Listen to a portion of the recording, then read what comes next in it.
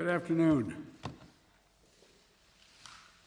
I've just met with the Vice President, Secretary Blinken, Secretary Austin, National Security Advisor Sullivan, and other members of the National Security Leadership Team in the Situation Room to discuss our ongoing efforts to evacuate American citizens, third country civilians, Afghan allies, and vulnerable Afghans. And I want to provide the American people with a brief update on the situation in Afghanistan. Since I spoke to you on Monday, we've made significant progress. We've secured the airport, enabling flights to resume, not just military flights, but civilian charters from other countries, and the NGOs taking out civilians and vulnerable Afghanis. And now we have almost 6,000 troops on the ground, including the 82nd Airborne, providing runway security, the Army 10th Mountain Division standing guard around the airport, and the 24th Marine Expeditionary Unit assisting the civilian departure. This is one of the largest, most difficult airlifts in history, and the only country in the world capable of projecting this much power on the far side of the world with this degree of precision is the United States of America. We've already evacuated more than 18,000 people since July and approximately 13,000 since our military airlift began on August the 14th. Thousands more have been evacuated on private charter flights facilitated by the U.S. government. These numbers include American citizens and permanent residents, as well as their families.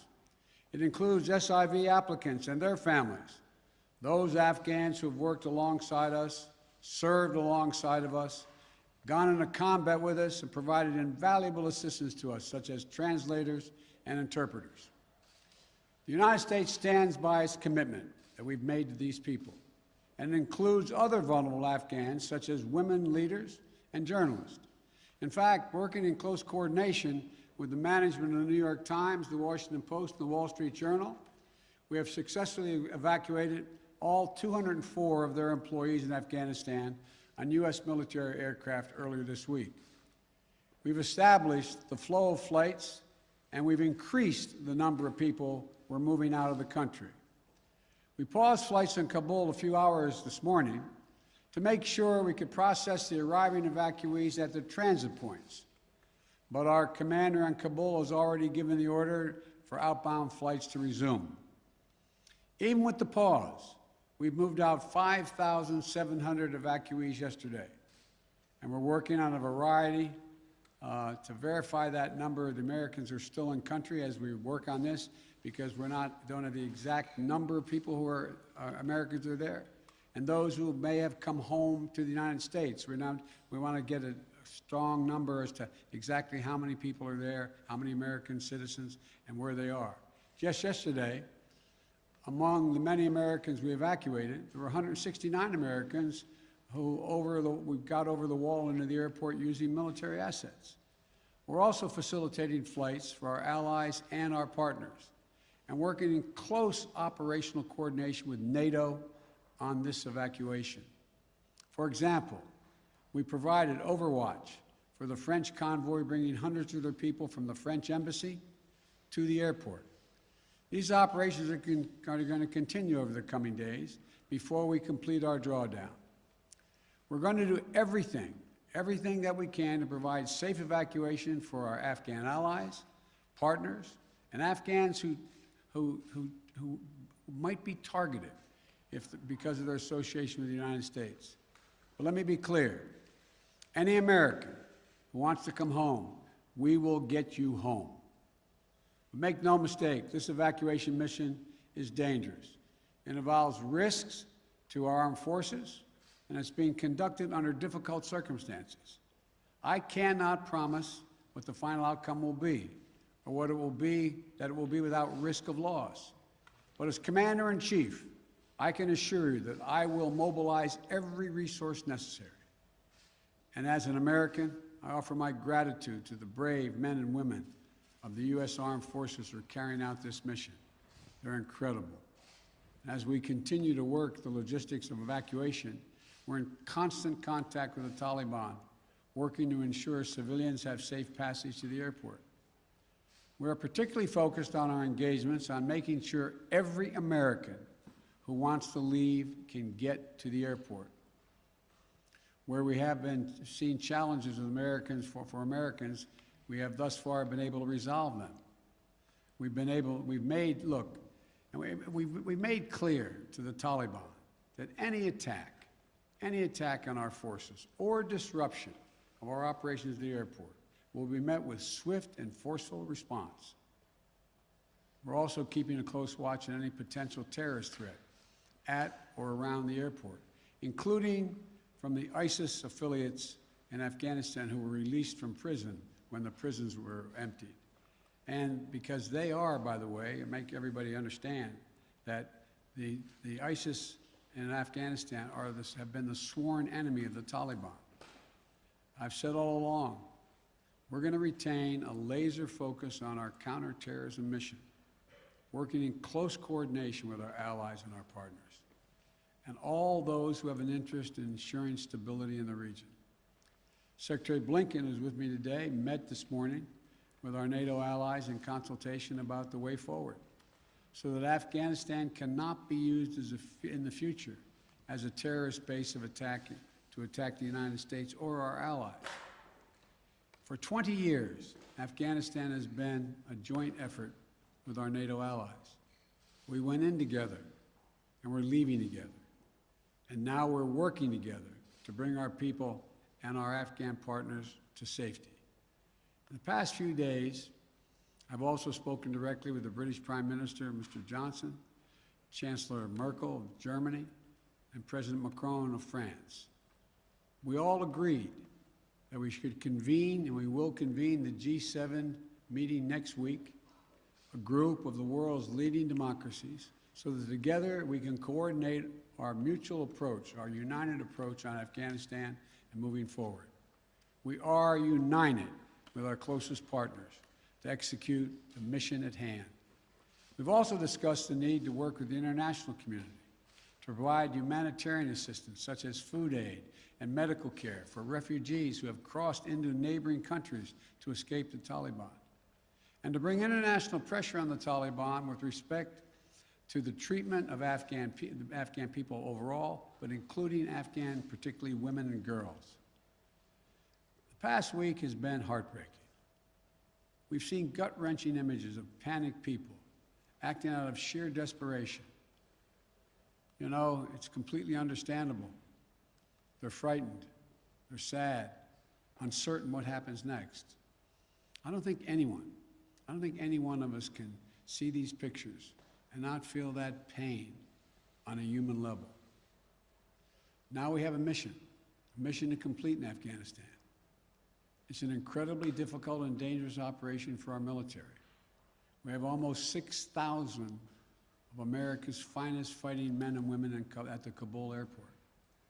And we're putting their lives on the line, and they're doing it in a dangerous place to save other Americans, our Afghan allies, and citizens of our allies who went in with us.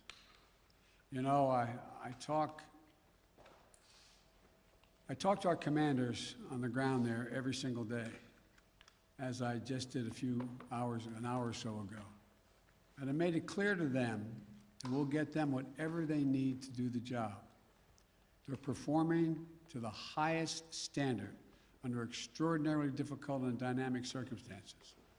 Our NATO allies are strongly standing with us, their troops keeping sentry alongside ours in Kabul, as is the case whenever I deploy our troops into harm's way. I take that responsibility seriously. I carry that burden every day, just as I did when I was vice president and my son was deployed to Iraq for a year. There'll be plenty of time to criticize and second guess when this operation is over. But now, I'm focused on getting this job done. I would ask every American to join me in praying for the women and men risking their lives on the ground in the service of our nation. As events evolve over the coming days, my team and I will continue to share the information and update the American people on exactly where things are.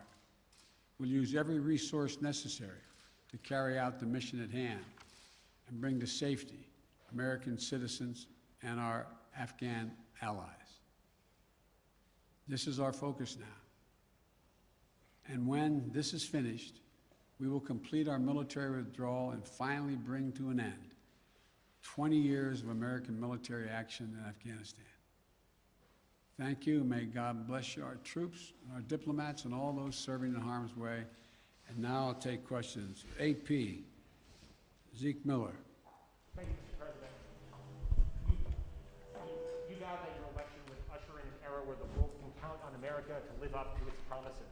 You promised to leave Afghanistan, but you also promised not to help to bring out those who helped America in its war effort. We've seen these heart-wrenching images at the Kabul airport of people trying to get there, say nothing of the people who can't get to that airport. You made the commitment to get American troops out, to get American citizens out. Will you make the same commitment to those who assisted in the American war effort over the last 20 years, number one? And then number two, what is your message to America's partners around the world who have criticized not the withdrawal, but the conduct of that withdrawal and made them question America's credibility on the world stage? I have seen no question of our credibility from our allies around the world. I've spoken with our NATO allies. We've spoken with NATO allies, the Secretary of State. Our National Security Advisor has been in contact with his counterparts throughout the world and our allies, as has the General, I keep calling him a General, but my Secretary of Defense. The fact of the matter is, I have not seen that. As a matter of fact, the exact opposite I've gotten. The exact opposite thing is we're acting with dispatch, we're acting committing to what we said we would do. Look, let's put this thing in perspective here. What interest do we have in Afghanistan at this point with al-Qaeda gone? We went to Afghanistan for the express purpose of getting rid of al-Qaeda in Afghanistan, as well as getting Osama bin Laden, and we did. Imagine, just imagine, if that attack, if bin Laden had decided with al-Qaeda to launch an attack from Yemen, would we ever gone to Afghanistan? Would there ever be any reason we'd be in Afghanistan? Controlled by the Taliban? What is the national interest of the United States in that circumstance? We went and did the mission. You've known my position for a long, long time. It's time to end this war. The estimates of the cost of this war over the last 20 years range from a minimum $1 trillion to a think tank at one of the universities saying $2 trillion. That's somewhere between $150 million a day and $300 million a day. The threat from terrorism has metastasized. There's a greater danger from ISIS and al-Qaeda and all these affiliates in other countries by far than there is from Afghanistan. And we're going to retain an over-the-horizon capability that if they were to come back to be able to take them out, surgically move. So this is where we should be. This is about America leading the world, and all our allies have agreed with that. And by the way, before I made this decision, I was at the G7 as well as met with our NATO partners. And I told them all, every one of them knew and agreed with the decision I made to jointly end our involvement in Afghanistan. The first part of your question was, I can't remember now. Would you commit to the same commitment? Would you make the same commitment to bring out Afghans who assisted in the war effort? Yes, we're making the same commitment. There's no one more important than bringing American citizens out. I acknowledge that. But they're equally important almost is all those SIVs we call them, who in fact helped us. They were translators. They went into battle with us. They were part of the operation. As well as we're also trying to get out as many NGOs, non-government organizations, women's organizations, et cetera. We're doing all we can. In the meantime, Secretary Blinken and I am going to be working with our allies to see to it that we can bring international pressure on the Taliban they're looking to gain some legitimacy. They're going to have to figure out how they're going to maintain that country. And there's going to be harsh conditions, strong conditions we're going to apply, and it will depend on whether they get help based on whether or not how and well they treat women and girls, how they treat their citizens. So this is just beginning on that score. Are you willing to stay past the 31st to make that happen, to bring all the Americans out, to bring those SIVs out? I think we can get it done by then, but we're going to make that judgment as we go. Now, Justin Sink of Bloomberg. Thank you, Mr. President. You just said that you would keep a laser focus on counterterrorism efforts and that you don't see as great of a threat of terrorism from Afghanistan as other parts of the world.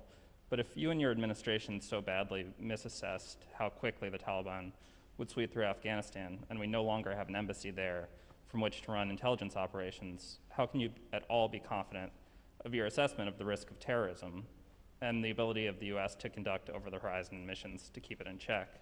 Can you tell Americans that they're safe and will remain safe from terror attacks in Afghanistan? I think you're comparing apples and oranges. One question was whether or not the Afghan forces we trained up would stay and fight in their own civil war they had going on. No one, I shouldn't say no one, the consensus was that it was highly unlikely that in 11 days they'd collapse and fall and the leader of Afghanistan would flee the country. That's a very different question than whether or not there is the ability to observe whether or not large groups of terrorists begin to accumulate in a particular area in Afghanistan to plot against the United States of America. That's why we retained an over-the-horizon capability to go in and do something about that if that occurs. But in the meantime, we know what's happened around the world. We know what's happening in terms of what's going on in other countries where there is a significant rise of terrorist organizations in the Middle East, in East Africa, and other places. And so the bottom line is we're dealing with those terrorist threats from other parts of the world and failed states without permanent military presence there. We have to do the same in Afghanistan. Sir, just on that initial assessment, we learned over the last 24 hours that there was a dissent cable from the State Department. Sure. Saying that the Taliban would come faster through Afghanistan. Can you say why, after that cable was issued, the U.S. didn't do more to get Americans out? All kinds of cables, all kinds of advice. If you notice, it ranged from this group saying that they didn't say it'd fall when it did fall, but saying that it would fall, to others saying it wouldn't happen for a long time and they'd be able to sustain themselves through the end of the year. I made the decision. The buck stops with me. I took the consensus opinion. The consensus opinion was that, in fact, it would not occur, if it occurred, until later in the year. So it was my decision. Now, my next is Stephanie Ramos, ABC. Thank you, Mr. President. 2 questions for you. The military has secured the airport, as you mentioned, but will you sign off on sending U.S. troops into Kabul to evacuate Americans who haven't been able to get to the airport safely? We have no indication that they haven't been able to get in Kabul through the airport. We've made an agreement with the Taliban thus far. They've allowed them to go through. It's in their interest for them to go through. So we know of no circumstance where American citizens are carrying an American passport are trying to get through to the airport. But we will do whatever needs to be done to see to it they get to the airport. And one more, Mr. President. Last month, my colleague Martha Raddatz interviewed Abdul, an interpreter who was on the front lines with U.S. forces in Afghanistan. Overnight, we received a photo of Taliban militants coming to the door of his home, literally hunting him down. Thankfully, he was able to escape, but he is obviously still in mortal danger. What would be your message to Abdul, his wife, and his 3 young daughters? We want you to be able to get to the airport. Contact us. We'll see whatever we can do to get you there. We've got to get you out. We are committed to deal with you, your wife, and your child, to get all 3 of you out of Afghanistan. That's the commitment. Thank you, sir. Meredith Lee of PBS NewsHour. You mentioned just now using every resource available for evacuations. Why haven't you ordered the military to expand the security perimeter around the Kabul airport? Do you have any plans to do so, given that will likely require more U.S. troops? And are you considering rescue operations to recover Americans and Afghan allies stuck behind Taliban checkpoints? The answer is yes to the last question. We're considering every opportunity and every means by which we could get folks to the airport. That's number one. Number two, the reason why we have not gone out and started and set up a perimeter way outside the airport in Kabul is that it's likely to draw an awful lot of unintended consequences in terms of people who, in fact, are not part of the Taliban. We've been in constant contact with the Taliban leadership on the ground in Kabul, as well as the Taliban leadership at Dahou. And we've been coordinating what we were doing. That's why we were able, for example, how we got all of our embassy personnel out, how we got everyone out of the embassy safely. That was the distance. That's how we helped get the French out and out of their embassy. So the question remains, there will be judgments made on the ground by the military commanders at the moment, and I cannot second guess each of those judgments to be made. But the idea of, again, let me get back to the fundamental point I made at the outset. When the decision was made by me that, and it was made some time ago, and I ran 4 presidents saying I wanted to get us out of Afghanistan. One of the things that